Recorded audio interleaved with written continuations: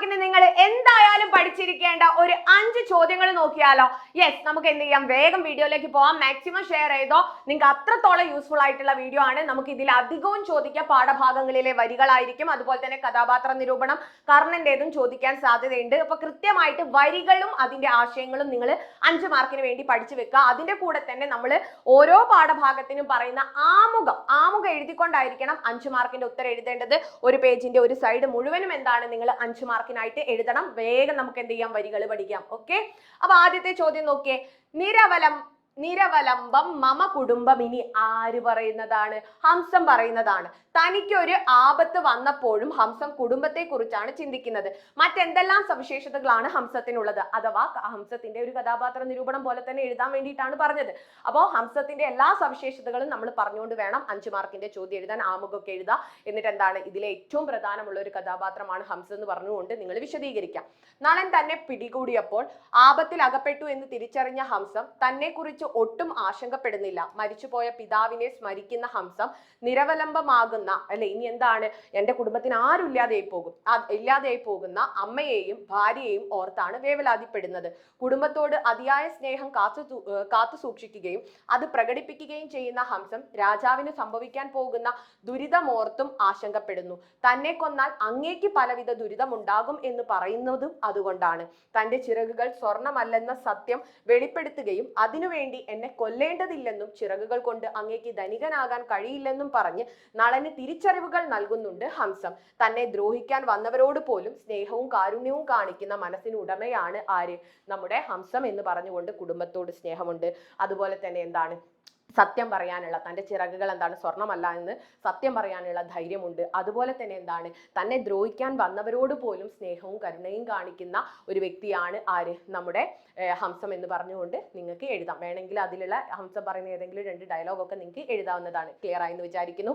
അടുത്ത ചോദ്യത്തിലേക്ക് പോകാം. ഓക്കെ, മഴയില്ലാതെ തടാകങ്ങളും പുഴകളും വറ്റി പോയിക്കൊണ്ടിരിക്കുന്ന നമ്മുടെ മണ്ണിന്റെ മക്കൾ റെയിൻ ഗോയവേ എന്ന് പാടാമോ? അവർ പാടേണ്ടത് എങ്ങോട്ട് പോകുന്നു മേഘമേ നിൽക്കുക, ഞങ്ങൾക്ക് 4 ഇറ്റ് വെള്ളം പകരുക എന്നല്ലേ? ലേഖകന്റെ ഈ ചോദ്യങ്ങൾ നിങ്ങളിൽ ഉണർത്തുന്ന ചിന്തകൾ എന്തെല്ലാം? യുക്തിപൂർവം സമർത്ഥിക്കുക. ഭാഷ ജീവിതവും അനുഭവവുമായി ബന്ധപ്പെട്ടതാണ്. മാതൃഭാഷ ജീവിതത്തിന്റെ അടിസ്ഥാന ധാരകളിൽ ഒന്നുമാണ്. മഴയില്ലാതെ തടാകങ്ങളും പുഴകളും വറ്റിക്കൊണ്ടിരിക്കുന്ന കാലത്താണ് നാം ജീവിക്കുന്നത്. അത് തിരിച്ചറിയാതെ റെയിൻ ഗോയവേ എന്ന് പാടുമ്പോൾ മാതൃഭാഷയെ അവഗണിക്കുക മാത്രമല്ല, നമ്മുടെ ജീവിതത്തെയും പാരിസ്ഥിതികതയെയും നിരാകരിക്കുകയും നിന്ദിക്കുക കൂടെയാണ് മണ്ണിന്റെ മക്കൾ ചെയ്യുന്നത്. മഴയെ അതിക്രമമായി കാണുന്ന സമീപനമല്ല, അനുഗ്രഹമായി മാറണമെന്ന അഭ്യർത്ഥനയാണ് നമുക്ക് വേണ്ടത്. പാരിസ്ഥിതിക അവബോധമില്ലാതെ അന്യഭാഷകൾ ഉരുവിട്ട് പഠിക്കുന്നവർ പ്രകൃതിയെയും ജീവിതത്തെയും അറിയാതെ പോകുന്നു. കൊടിയ വരൾച്ചയിൽ ഹൃദയത്തിൽ നിന്ന് ഉയരേണ്ടത് അല്ലയോ മേഘമേ എങ്ങോട്ട് പോകുന്നു നീ നിൽക്കുക, ഞങ്ങൾക്ക് 4 ഇറ്റ് വെള്ളം പകരുക എന്നാണ് നമ്മൾ പറയേണ്ടത് അല്ലെ എന്ന അഭ്യർത്ഥനയാണ്. എന്ന് പറയുമ്പോൾ മാതൃഭാഷയും പ്രകൃതിയും എന്താണ്, മാതൃഭാഷ പ്രകൃതി ബോധവും ജീവിതത്തോടൊപ്പം ചേർത്ത് വെക്കലാണ്. എങ്ങോട്ട് പോകുന്നു മേഘമേ നീ എന്ന ചോദ്യം പ്രകൃതിയോട് ചേർന്ന് നിൽക്കാനുള്ള മനുഷ്യന്റെ ആവശ്യത്തെ പ്രതിഫലിപ്പിക്കുന്നു. ഭാഷയും സംസ്കാരവും അനന്തമായി പരിണമിക്കുന്നതും സമൂഹത്തിന്റെ ആവശ്യങ്ങൾക്കനുസൃതമായി മാറേണ്ടതുമാണ് എന്ന ബോധം നമുക്കുണ്ടാക്കുന്നു. അല്ലെ, ഇംഗ്ലീഷുകാർ പറയുന്ന പോലെ അവർക്ക് പറയാം, അവർക്ക് ഏത് നേരവും എന്താണ്, മഴയും മഞ്ഞൊക്കെയാണ്. അപ്പൊ അവർക്ക് റെയിൻ ഗോയവേ എന്ന് പറയും. പക്ഷെ നമുക്ക് എന്താണ്, പല സമയത്തും വരൾച്ചയാണ് പല സ്ഥലത്തും ഉള്ളത്. അപ്പൊ നമ്മൾ എന്താണ്, അല്ലെ, മേഘമേ എങ്ങോട്ടാ പോകുന്നത്, ഞങ്ങൾക്ക് 4 ഇറ്റ് വെള്ളം തരൂ എന്നാണ് നമ്മൾ പറയേണ്ടത്. ഇവിടെ എന്താണ്, മാതൃഭാഷ അവബോധവും പ്രകൃതി ബോധവും എന്താണ് നമുക്ക് ഉണ്ടാക്കി തരികയാണ് എഴുത്തുകാരൻ എന്ന് പറഞ്ഞുകൊണ്ട് എഴുതണം. ക്ലിയർ ആണ്? ഒന്നുകൂടെ കേട്ട് നോക്കണം. ഇത് മസ്റ്റ് ആയിട്ടുള്ള ക്വസ്റ്റ്യൻ ആണ്. ഇനി നമുക്ക് അടുത്ത ചോദ്യത്തിലേക്ക് പോകാം. ഓക്കെ, അടുത്ത ചോദ്യം നോക്കിയേ. എന്റെ മനസ്സിന്റെ ഖജനാവിൽ തന്നെ ഇരിക്കുകയാണെങ്കിൽ ആ തമാശ വളിക്കും പുളിക്കും ചെയ്യും. നവമാധ്യമ രംഗത്തെ കുറിച്ചുള്ള എന്തെല്ലാം സൂചനകളാണ് ഈ സന്ദർഭത്തിൽ തെളിയുന്നത്? വിശകലനം ചെയ്യുക. വർത്തമാനകാലം നവമാധ്യമ രംഗത്ത് അഭിരമിക്കുന്നുണ്ട്. നവമാധ്യമ രംഗത്ത് കയ്യിൽ കിട്ടുന്ന തമാശകളും ട്രോളുകളും മീമുകളും എല്ലാം തൽക്ഷണം മറ്റുള്ളവരിലേക്ക് എത്തിക്കാൻ വ്യഗ്രത കൊള്ളുന്ന ഒരു മാധ്യമ സംസ്കാര കാലത്താണ് നാം ജീവിക്കുന്നത്. തനിക്ക് കിട്ടുന്ന ഒരു തമാശ താൻ മാത്രം ആസ്വദിച്ചാൽ പോരെന്നും അത് മറ്റുള്ളവർ കൂടി ആസ്വദിക്കണമെന്നുമുള്ള ചിന്ത ഓരോരുത്തരിലും ഉണ്ട്. തൻ്റെ അറിവിന്റെയും അനുഭൂതിയുടെയും ഖജനാവിൽ സൂക്ഷിച്ചു വെച്ചാൽ അത് വളിക്കുകയും പുളിക്കുകയും ചെയ്യുകയും നാറുകയും ചെയ്യും. മിന്നൽ വേഗത്തിലാണ് തമാശകളും മറ്റും പ്രചരിക്കുന്നത്.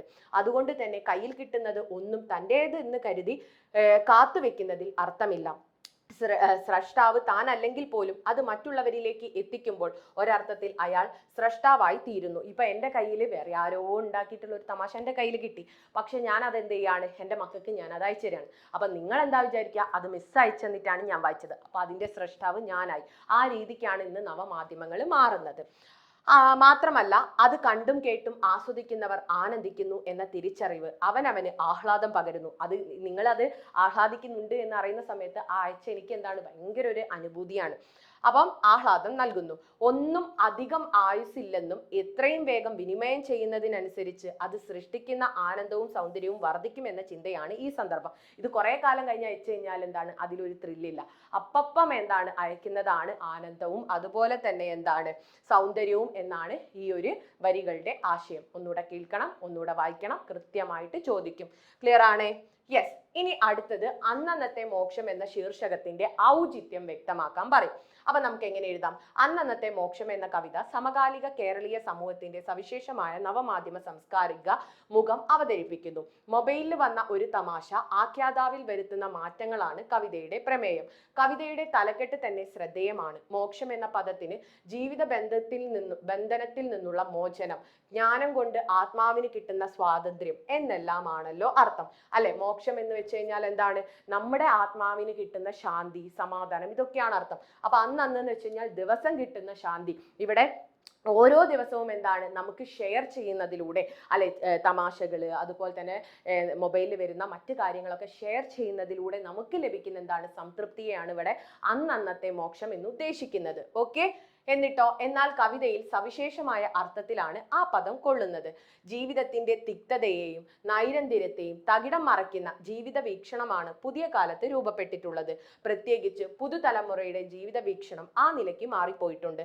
നിമിഷവും സൈബർ ലോകത്ത് നിന്ന് പകർന്നു കിട്ടുന്ന ആഹ്ലാദ അനുഭൂതികളിൽ നിർവൃതി അടയുകയും അത് മറ്റുള്ളവർക്ക് പകർന്നു കൊടുത്ത് അതിൽ ആത്മസംതൃപ്തി അടയുകയും ചെയ്യുന്ന മനുഷ്യൻ വർത്തമാനകാല ജീവിത അവസ്ഥയുടെ അവതരണമാണല്ലോ ഈ കവിതയിൽ അവതരിപ്പിക്കുന്നത്. പുതിയ കാലത്ത് ഓരോ നിമിഷത്തെയും ജീവിതം ഓരോ തരത്തിൽ അനുഭവിക്കുകയും അതിൽ മുഴുകുകയും ചെയ്യുന്ന ആനന്ദത്തിൽ നിർവൃതി അടയുകയും സങ്കീർണമായ ജീവിതത്തിന്റെ എല്ലാ കെട്ടുപാടുകളിൽ നിന്നും മോചനം നേടുന്ന വർത്തമാനകാല ജീവിതത്തെയാണ് കവിതയുടെ തലക്കെട്ട് പ്രതിനിധാനം ചെയ്യുന്നത്. ഈ നിലയിൽ സൈബർ ഇടത്തിൽ ലയിച്ച് ആനന്ദത്തിൽ മുഴുകി നിർവൃതി അടയുന്ന മാനസിക അവസ്ഥയെയാണ് ഈ ഒരു തലക്കെട്ട് കൊണ്ട്, അന്നന്നത്തെ മോക്ഷം എന്ന തലക്കെട്ട് കൊണ്ട് കവിതയിൽ സൂചിപ്പിക്കുന്നത്. അപ്പൊ നിങ്ങൾ പറയേണ്ടത് ഇത്രയേ ഉള്ളൂ. ആദ്യം അന്നന്നത്തെ മോക്ഷം, മോക്ഷത്തിന്റെ അർത്ഥം ഇവിടെ പറഞ്ഞതുപോലെ തന്നെ എന്താണ്?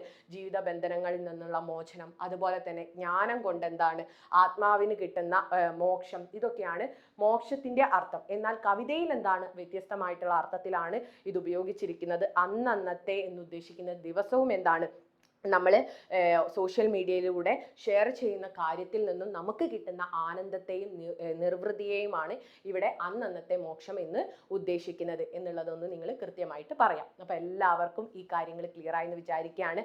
അപ്പോൾ 5 ചോദ്യങ്ങൾ പ്രധാനപ്പെട്ടതാണ്. ഈ ഒരു 5 ചോദ്യങ്ങൾ നിങ്ങൾ കൃത്യമായിട്ട് പഠിച്ചോളണം. അതിൻ്റെ കൂടെ തന്നെ ഒരു ചോദ്യം കൂടെ, ആദരാലെങ്കിലും കോരി വിളമ്പിയാൽ സ്വാദില്ല എന്ന് വരുമിനി നിർണയം.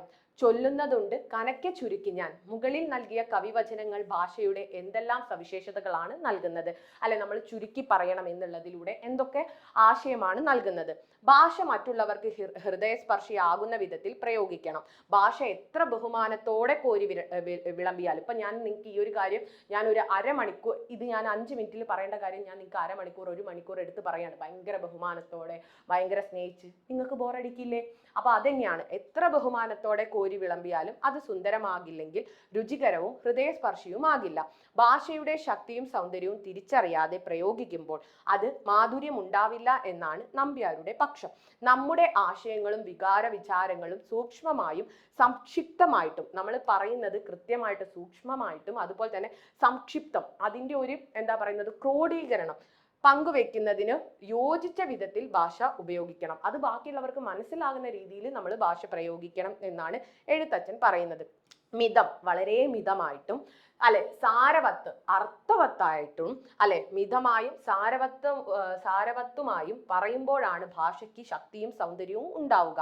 ഭാഷയുടെ മാധുര്യവും ആശയവിനിമയത്തിന്റെ സംഗ്രഹീത സ്വഭാവവുമാണ് രണ്ട് എഴുത്തുകാരും വ്യക്തമാക്കുന്നത്. ഈ രീതിക്ക് ഒന്നുകൂടെ കേട്ട് കൃത്യമായിട്ട് എഴുതിയിട്ട് പോയിന്റ്സ് ആവശ്യമുള്ളത് പഠിച്ചോളണം. ഷുവർ ആയിട്ടുള്ള ക്വസ്റ്റ്യൻസ് ആണ്. അപ്പം ഇനി ഈ ചോദ്യങ്ങൾ വന്നു കഴിഞ്ഞാൽ എന്തെഴുതും എന്നുള്ള കൺഫ്യൂഷൻ ഉണ്ടാവരുത്. എല്ലാവർക്കും യൂസ്ഫുൾ ആയി എന്ന് വിചാരിക്കുന്നു. കമന്റ് ബോക്സിൽ ഒരു ഹാർട്ട് ഒരു ഫയർ ഒക്കെ ഇടുക. മാക്സിമം ഫ്രണ്ട്സിലേക്ക് ഷെയർ ചെയ്തോ. അപ്പോൾ എല്ലാവർക്കും ഉപകാരപ്പെടുന്ന ഒരു വീഡിയോ ആണ്. അപ്പോൾ ഇതുപോലുള്ള ഇൻഫോർമേറ്റീവ് വീഡിയോസുമായിട്ട് നമുക്ക് വീണ്ടും കാണാം. അതുവരെ ബൈ.